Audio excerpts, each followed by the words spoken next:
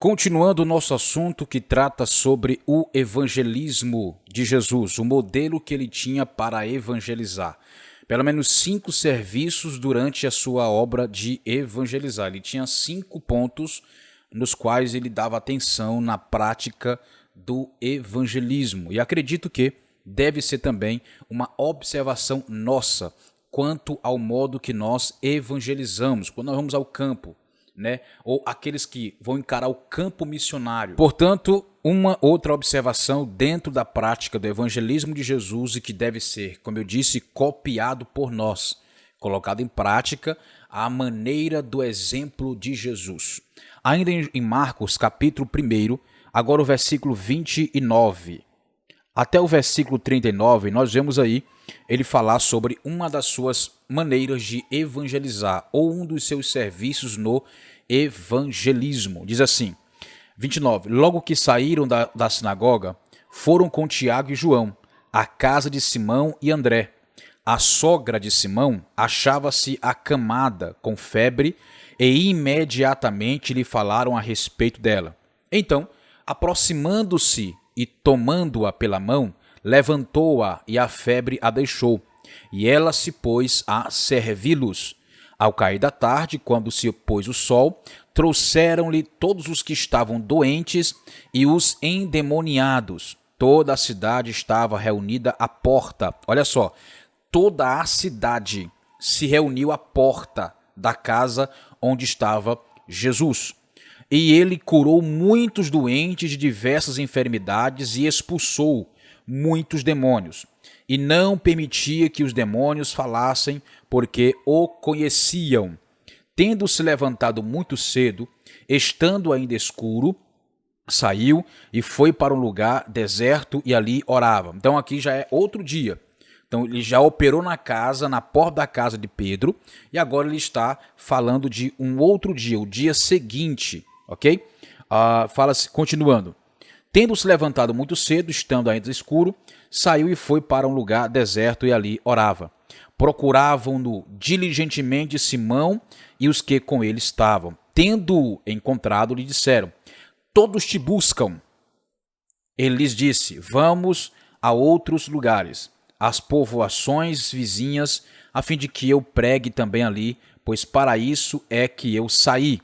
E foi por toda a Galileia, pregando nas sinagogas deles e expulsando os demônios. Então, você observa que era uma prática constante de Jesus no ato de evangelizar, expulsar os demônios. Tanto é que na oração de Mateus 6, 33 a seguir, onde vai do 9 ao seguir, na verdade, versículo 9 a seguir, fala sobre a oração que muitos chamam de Pai Nosso.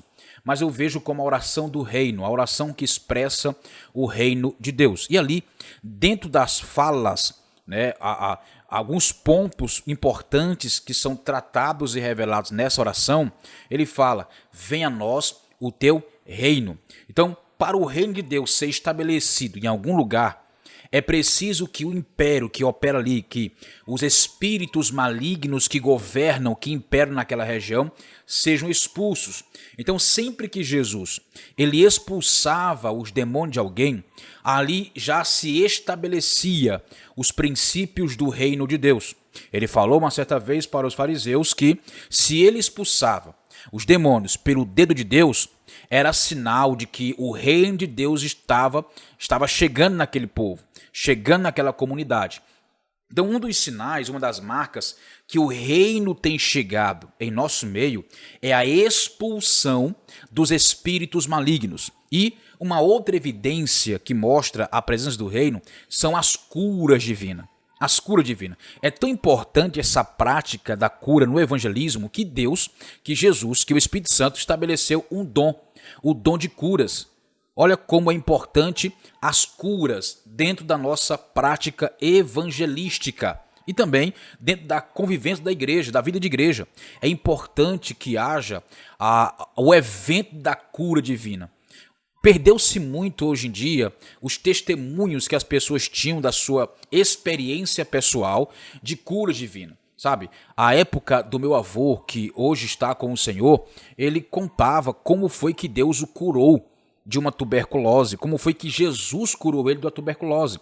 Então você percebe que hoje está escassos os testemunhos das experiências pessoais que os cristãos tinham com o Senhor nessa área da cura divina, da saúde. O que vemos hoje é justamente a indústria farmacêutica, que é gerenciada no mundo espiritual pelo principado Farmes, crescendo a cada dia, pessoas ficando cada vez mais viciadas e presas ao medicamento, aos remédios, e um pouco se busca Jesus, pouco se aplica o poder de cura. E é interessante observar também que junto com a salvação está a salvação do corpo, e a salvação do corpo também é a cura divina, porque Jesus, ele levou duas coisas sobre si na cruz. Primeiro, levou os nossos pecados e iniquidades, e levou todas as nossas dores e enfermidades.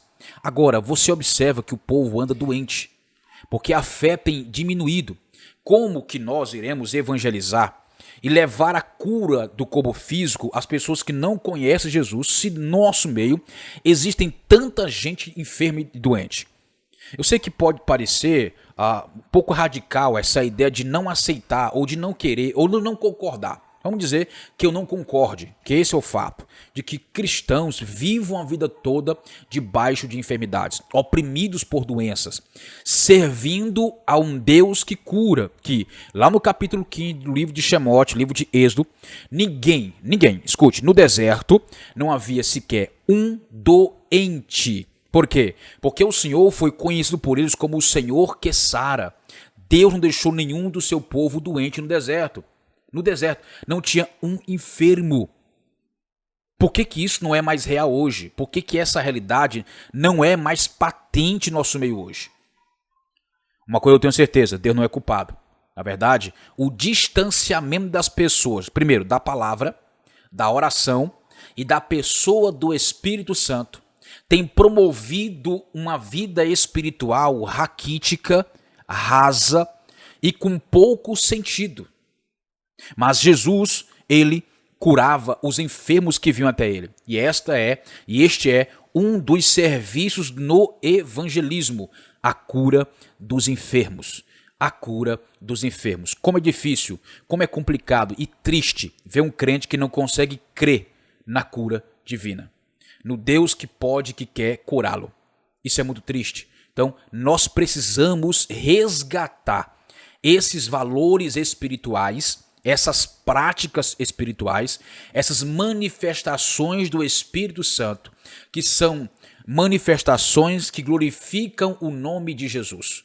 O nome de Jesus. Então, quando alguém é curado e ela é conscientizada que quem a curou foi Jesus, foi Deus, Deus será glorificado, Jesus será glorificado, e essa pessoa tem muita chance de se converter ao Senhor Jesus. Nos encontramos no próximo vídeo. Paz.